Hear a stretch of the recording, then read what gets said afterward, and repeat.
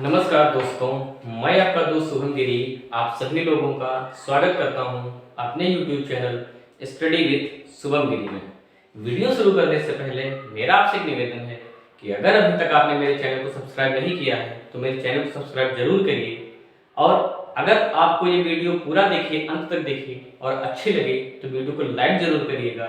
और आपको लगता है कि ये वीडियो अन्य छात्रों के लिए भी बड़ी अच्छी हो सकती है तो प्लीज़ आप वीडियो को ज़्यादा से ज़्यादा शेयर करें और ज़्यादा से ज़्यादा आप कमेंट्स करें। तो चलिए आज की वीडियो को हम शुरू करते हैं। आज की वीडियो में हम बात करने वाले हैं, हमारा मेन फोकस राजस्व लेखपाल की जीएस पर है, मगर ये जो वीडियो होने वाली है ये राजस्व लेखपाल, ग्राम विकास अधिकारी, रेलवे एनटीपीसी और उत्तर प्रदेश पीसीएस प्री 2022 की दृष्टि से बड़ी ही ज़्यादा इंपॉर्टेंट वीडियो होने वाली है। आज की वीडियो में हम बात करेंगे भारतीय अर्थव्यवस्था के भाग 2 के ऊपर।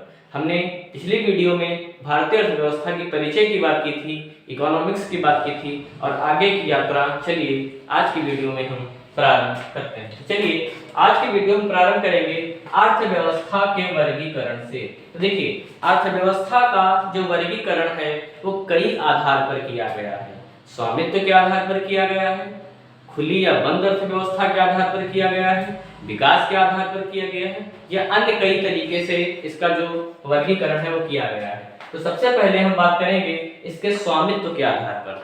स्वामित्व से तात्पर्य यह है कि जो इकोनॉमी होती है, जो अर्थव्यवस्था होती है, उसको कंट्रोल कौन करता है। तो सबसे पहले अगर स्वरूप की बात करें तो इसके 3 स्वरूप हैं, पूंजीवादी, राज्य और मिश्रित। पूंजीवादी, राज्य और मिश्रित। तो सबसे पहले हम बात करेंगे पूंजीवादी अर्थव्यवस्था। पूंजीवादी अर्थव्यवस्था को निजी अर्थव्यवस्था बोलते हैं। निजी से तात्पर्य क्या है, अब जरा अपनी अवधि में समझते। निजी का मतलब होता है अपन चीज।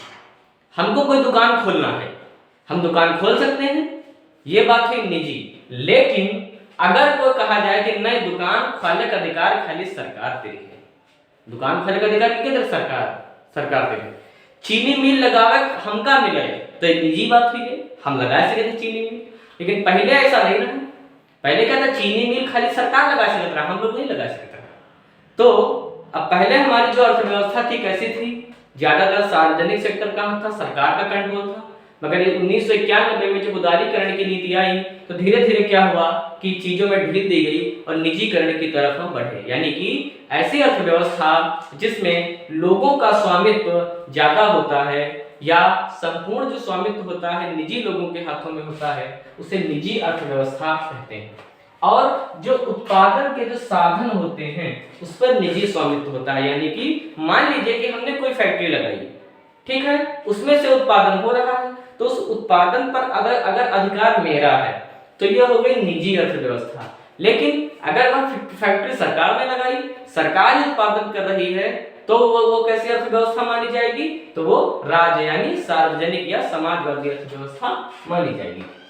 इसके बाद बात कर लेते हैं कि जो पूंजीवादी अर्थव्यवस्था आई, ये जो विचारधारा आई, कि कहां से आई और किसने दी, तो इसके ऊपर भी सवाल बनते हैं। तो समझिएगा दोस्तों, जो विचारधारा आई पूंजीवादी, ये आई थी एडम स्मिथ ने। कौन लाए थे, एडम स्मिथ। पिछली वीडियो में भी हमने एडम स्मिथ की बात की थी और आप सभी लोग जानते हैं कि जो एडम स्मिथ हैं उनको अर्थशास्त्र का जनक माना जाता है। और 1776 में इनकी एक पुस्तक आई थी द वेल्थ ऑफ नेशंस, और इसी द वेल्थ ऑफ नेशंस में इन्होंने अर्थव्यवस्था को या अर्थशास्त्र को धन का विज्ञान की संज्ञा दी है। और ये भी कई बार एग्जाम में सवाल पूछा जाता है, तो याद रखिएगा दोस्तों। 1776 में इनकी पुस्तक आई थी द वेल्थ ऑफ नेशंस, और इसी में इन्होंने बोला था अहस्तक्षेप की नीति। अहस्तक्षेप की नीति का मतलब होता है एक ऐसी अर्थव्यवस्था जिसमें सरकार का, गवर्नमेंट का कोई कंट्रोल नहीं होता है। जो भी कंट्रोल होता है, जो भी चीजें होती हैं वो निजी हाथों में होती हैं, हम लोगों के हाथों में होती हैं। जैसे कि अगर हम भारत में देख लें तो भारत में बहुत सारी चीजें गवर्नमेंट के हाथों में हैं और बहुत सारी चीजें निजी हाथों में। तो हमारी अर्थव्यवस्था कैसी है, हम मिश्रित अर्थव्यवस्था है। इसके बाद बात कर लेते हैं, राज्य सरकार जो है वो अहस्तक्षेप रहता है, उसका ज्यादा कंट्रोल नहीं होता है, लोगों को अधिकार दे दिए जाते हैं कि ठीक है आप अपने फर्म लगाइए, अपनी फैक्ट्री लगाइए और व्यापार करिए। सेकंड नंबर पर आते हैं राज्य या समाजवादी अर्थव्यवस्था या सरकारी अर्थव्यवस्था या सार्वजनिक अर्थव्यवस्था। जस्ट अपोजिट है, पूरा का पूरा उल्टा है निजी का। यानी सार्वजनिक का मतलब क्या है कि एक ऐसी अर्थव्यवस्था जिस पर जो कंट्रोल होता है पूरा का पूरा गवर्नमेंट का होता है और लोग अपने उद्योग धंधे वगैरह नहीं लगा सकते। अगर हम रसिया की बात करें तो पहले रसिया पूरी ऐसी अर्थव्यवस्था थी। सोवियत संघ जब हुआ करता था तो इनका पूरा कंट्रोल था गवर्नमेंट का, लोग अपना फैक्ट्री वगैरह नहीं लगा सकते थे, है ना। तो देखिएगा ये जो विचार आया सबसे पहले ये आया कार्ल मार्क्स का। कार्ल मार्क्स का मानना था कि अगर व्यवस्था पूंजीवादी होगी, अगर व्यवस्था पूंजीवादी होगी तो होगा ये कि जो लोग हैं वो कुछ ही लोगों के हाथों में ही सारा धन देश का चला जाएगा और देश जो है प्रगति नहीं कर पाएगा। तो इन्होंने बोला कि कार्ल मार्क्स ने, अगर आपसे पूछ ले कि समाजवादी विचारधारा किसने दी थी तो कार्ल मार्क्स ने दी थी। इन्होंने बोला कि जो चीजें हैं वो सरकार के हाथों में होनी चाहिए, राज्य के हाथों में होनी चाहिए, ताकि सभी लोगों को उत्पादन के साधनों पर सभी लोगों का अधिकार होना चाहिए, उससे सभी लोगों को फायदा हो। यानी कि जो जितने भी चीजें हैं उनको बराबर लोगों में सबको बांट दिया जाए। तो क्या है कि जो उत्पादन के जो साधन है उस पर अधिकार किसका होगा, गवर्नमेंट का अधिकार होगा या राज्य का अधिकार होगा। तो यहाँ पर दोस्तों राज्य का मतलब आप किसी स्टेट प्रांत से मत लीजिएगा, वो तो मतलब है ही है। यहाँ पर राज्य का जो मतलब है वो एक देश के संदर्भ में हम बोल रहे हैं। तो सरकार का जो सामूहिक स्वामित्व होता है, यानी कि जो चीजें होती हैं उस पर कंट्रोल किसकी होती है, गवर्नमेंट की। इसके बाद आते हैं मिश्रित अर्थव्यवस्था। तो ऐसी अर्थव्यवस्था जिसमें पूंजीवादी अर्थव्यवस्था और समाजवादी अर्थव्यवस्था दोनों की विशेषताएं पाई जाती हैं, तो ऐसी अर्थव्यवस्था को हम मिश्रित अर्थव्यवस्था बोलते हैं। यानी कि अब आप मेरी बात को समझ गए होंगे, यानी ऐसी अर्थव्यवस्था जिसमें हम स्वयं भी उद्योग लगा सकते हैं, हमारे हाथों में भी स्वामित्व होगा उत्पादन के साधनों पर और सरकार का भी स्वामित्व होगा उत्पादन के साधनों पर, तो ऐसी अर्थव्यवस्था को हम मिश्रित अर्थव्यवस्था बोलते हैं। और भारत की जो अर्थव्यवस्था है वो कैसी है, मिश्रित अर्थव्यवस्था है। अब जरा कुछ एग्जांपल्स ले लेते हैं तीनों के अलग। जो निजी अर्थव्यवस्था है आप अमेरिका में देख सकते हैं, ब्रिटेन में देख सकते हैं, जापान में देखते हैं, और यही रीजन है कि यहाँ पर आपको सबसे ज्यादा पूंजीपति, धनाढ्य और अमीर लोग मिलते हैं, क्योंकि अमेरिका ने बहुत पहले निजीकरण कर दिया था चीजों का, जिसके कारण वहाँ के उद्योगों का, चीजों का बहुत ज्यादा डेवलप हुआ। और जो अन्य कंट्रीज हैं, इंडिया है, चाइना है, ये अगर इन विकसित कंट्रीज से पीछे हैं तो ये भी रीजन है, क्योंकि इन्होंने निजी हाथों में चीजों को नहीं सौंपा और ये देश पीछे होते गए। लेकिन पिछले कुछ समय से बात करें, 2014 से जैसे एनडीए की गवर्नमेंट आई है, इनकी नीतियां परिवर्तित हैं। पहले जो यूपीए की गवर्नमेंट हुआ करती थी, इनका जो झुकाव था वो रसिया की तरफ ज्यादा था और ये सार्वजनिक चीजों पर स्वामित्व ज्यादा रखने की बात करते थे। खैर 1951 में इन्होंने इसमें ढील दी थी, जब मनमोहन सिंह जी वित्त मंत्री थे, पीवी नरसिम्हा राव जी प्रधानमंत्री थे, तब इन्होंने थोड़ा निजीकरण की शुरुआत की थी, उदारीकरण की शुरुआत की थी, वो उसी का एक रूप है। लेकिन 2014 से अगर हम देखें तो हम थोड़ा सा अब सार्वजनिक से पूंजी निजीकरण की तरफ ज्यादा बढ़ रहे हैं। यही रीजन है कि बहुत सारे सेक्टर्स देखेंगे जहाँ पर निजीकरण को बढ़ावा दिया जा रहा है, ताकि जो हमारा देश है वो जो पिछड़ा है उसको हम आगे विकसित देशों की श्रेणी में रख सकें। अब इसके परिणाम क्या होते हैं, कैसा परिणाम निकलता है, तो ये जो चीजें हैं ये हमें आने वाले 10-15 सालों में पता चलेंगी कि हमें निजीकरण से फायदा हो रहा है, नुकसान हो रहा है। खैर वेट करते हैं। तो अगर हम निजी अर्थव्यवस्था की बात करें तो अमेरिका, ब्रिटेन, जापान यहाँ पर आपको मिलेगी। समाजवादी अर्थव्यवस्था की बात करें तो सोवियत संघ और चीन, ये इसी के अंतर्गत आते हैं। खैर लेकिन इन्होंने भी अब छूट देना शुरू कर दिया है। और मिश्रित अर्थव्यवस्था की बात करें तो भारत है। तो अगर आपसे एग्जाम में पूछ ले कि भारत की अर्थव्यवस्था कैसी है दोस्तों, तो आप बिल्कुल आंखें बंद करके मिश्रित अर्थव्यवस्था लगा दीजिएगा। इसके बाद कुछ भारत की अर्थव्यवस्था की जो विशेषताएं हैं इनकी चर्चा हम कर लेते हैं। तो सबसे पहले बात आती है विकासशील अर्थव्यवस्था। देखिए अगर हम विकास के आधार पर अर्थव्यवस्था देखें तो 3 टाइप की होती है, विकसित, विकासशील और पिछड़ी। ठीक है, तो जो हमारा भारत है वो विकासशील अर्थव्यवस्था के अंतर्गत आता है। इसके बाद नंबर 2 पे बात कर ले, सेवा अर्थव्यवस्था। आपको पता है, मैंने पिछली वीडियो में भी बात की थी कि किसी देश की जीडीपी में 3 चीजों का योगदान रहता है, प्राथमिक क्षेत्र, द्वितीय क्षेत्र और तृतीय क्षेत्र। तो जो आपका तृतीय क्षेत्र है वो सेवा क्षेत्र है, प्राथमिक क्षेत्र कृषि क्षेत्र है, द्वितीय क्षेत्र औद्योगिक क्षेत्र है। तो जो भारत की जो 50% से ज्यादा जो जीडीपी में जो राष्ट्रीय आय में योगदान है वो सेवा अर्थव्यवस्था का है, यानी कि तृतीय सेक्टर का है। इसी कारण जो भारतीय अर्थव्यवस्था है वो सेवा आधारित अर्थव्यवस्था है, मगर कृषि का भी इसमें बहुत बड़ा योगदान है, क्योंकि आज भी लगभग जो 55% जनसंख्या वो कृषि कार्य में संलग्न है। इसके बाद बात कर लेते हैं खुली अर्थव्यवस्था। अगर बंद और खुले की बात करें तो अर्थव्यवस्था दो टाइप की होती है, खुली अर्थव्यवस्था और बंद अर्थव्यवस्था। यानी कि ऐसे देश की अर्थव्यवस्था जो किसी देश के साथ कोई लेन देन नहीं करती है, कोई आयात निर्यात नहीं करती, उसे बंद अर्थव्यवस्था कहते हैं। और ऐसा देश जो किसी न किसी देश से जरूर अपना कुछ बेचता है, कुछ खरीदता है, तो ऐसी अर्थव्यवस्था को खुली अर्थव्यवस्था कहते हैं। और दुनिया में यकीन मानिए दोस्तों, ऐसा कोई देश है ही नहीं जिसकी अर्थव्यवस्था जो है वो बंद हो, क्योंकि ऐसा कोई देश नहीं कह सकता भैया कि हमारे पास सब कुछ है, हमारे पास सारे संसाधन है। ऐसा कोई देश है ही नहीं जिसके पास सब कुछ हो। सभी देश को, चाहे अमेरिका हो, चाहे रसिया हो, फ्रांस हो, ब्रिटेन हो, इनको बहुत गरीब से गरीब देश से भी बहुत सारी चीजें खरीदनी पड़ती हैं। तो मेरे ख्याल से आप समझ गए होंगे खुली अर्थव्यवस्था यानी ऐसी अर्थव्यवस्था जिसमें कोई देश है किसी न किसी देश से अपना लेन देन जो है करता है। योजनाबद्ध अर्थव्यवस्था, अगर योजना के आधार पर देखें तो ये भी दो भागों में बांटा गया है, योजनागत, गैर योजनागत। तो जो हमारा भारत है, सभी लोग जानते हैं पंचवर्षीय प्लान्स अब तो खैर समाप्त कर दिए गए, नए प्लान लागू है। तो हमारे यहाँ जो भी कार्य होता है योजनागत तरीके से होता है ना। तो हमारी अर्थव्यवस्था कैसे, योजनाबद्ध, ठीक है। और गैर योजना तक अर्थव्यवस्था का मतलब क्या है कि ऐसे देश जहां पर बिना किसी योजना की चीजें होती हैं। ठीक है दोस्तों, आगे की चर्चा हम करते हैं। हाँ, अब हम बात कर लेते हैं थोड़ा भारत के वित्तीय वर्ष के बारे में। यह भी एग्जाम में पूछा गया है कि भारतीय अर्थव्यवस्था का वित्तीय वर्ष क्या है। तो वित्तीय वर्ष दोस्तों याद रखिएगा 1 अप्रैल से 31 मार्च, यानी कि हमारे यहाँ जो चीजें ओपन होती हैं, जो काउंट स्टार्टिंग होती है बिल्कुल जीरो से, वो 1 अप्रैल से स्टार्ट होती हैं और 31 मार्च को जो है वो क्लोजिंग हो जाती है। तो दोस्तों अगर एग्जाम में सवाल पूछ ले कि भारत का वित्तीय वर्ष क्या है, तो 1 अप्रैल से 31 मार्च जो है भारत का वित्तीय वर्ष है।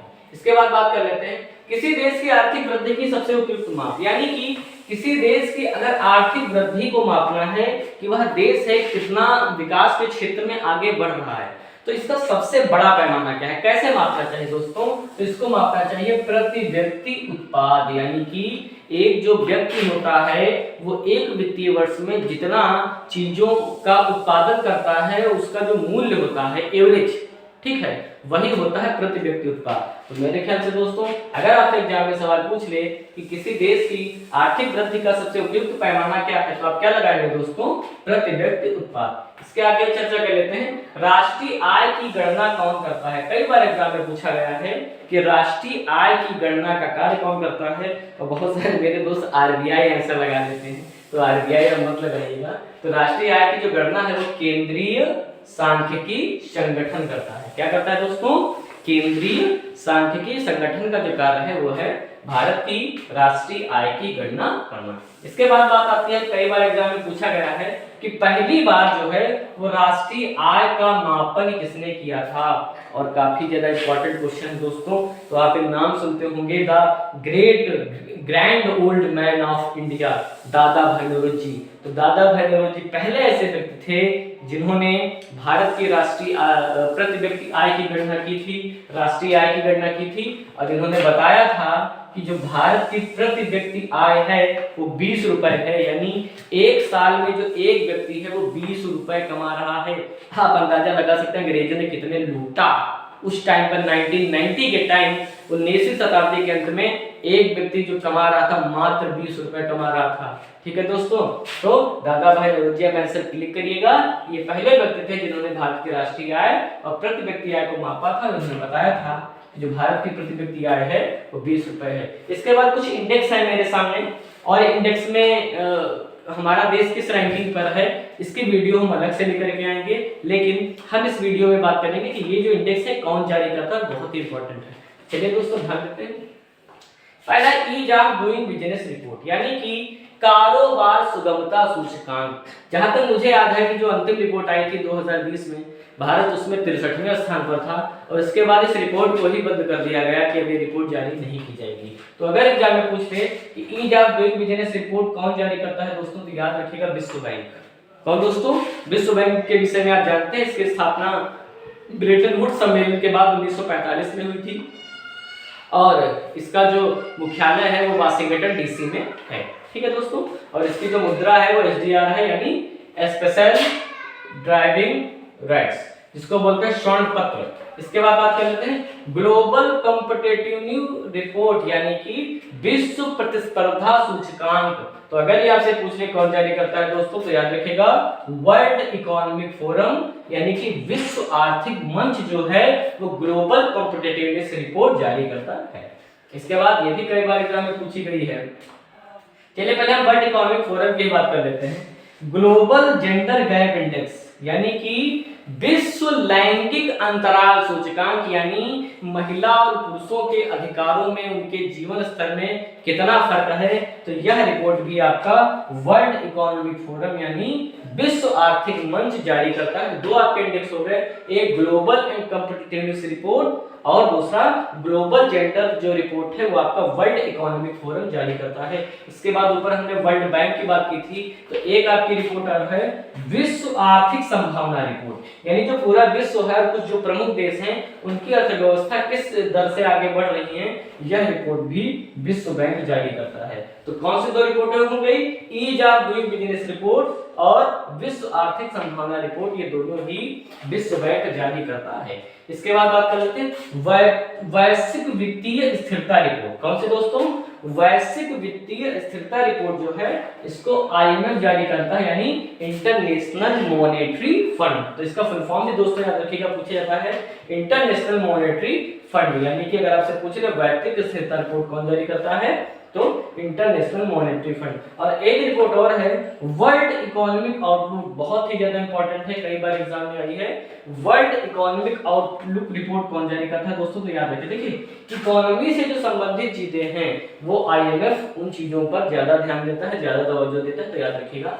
इसके बाद जो एक इंडेक्स है वैश्विक शांति सूचकांक यानी कि आप सभी लोग जानते हैं कि विश्व में शांति का जो मापन है वो किया जाता है, कौन सा देश शांति के क्षेत्र में कितना आगे है, तो ये जारी करता है economic for economic and peace यानी कि आपका जो है अगर ये पूछ ले intelligence economic for economic and peace, ठीक है दोस्तों, तो याद रखिएगा।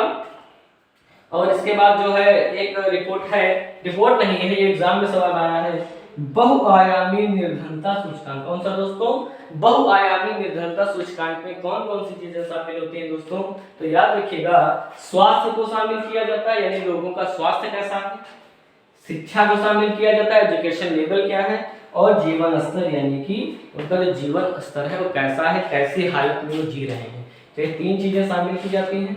ठीक है दोस्तों, तो यह हमारी आज की वीडियो थी। आपको आज की हमारी वीडियो कैसे लगी कमेंट बॉक्स में जरूर बताइएगा।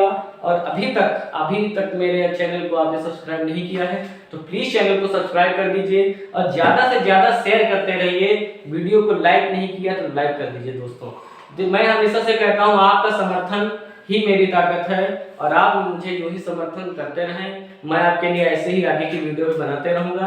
राजस्व लेखपाल पर हमारा विशेष फोकस है।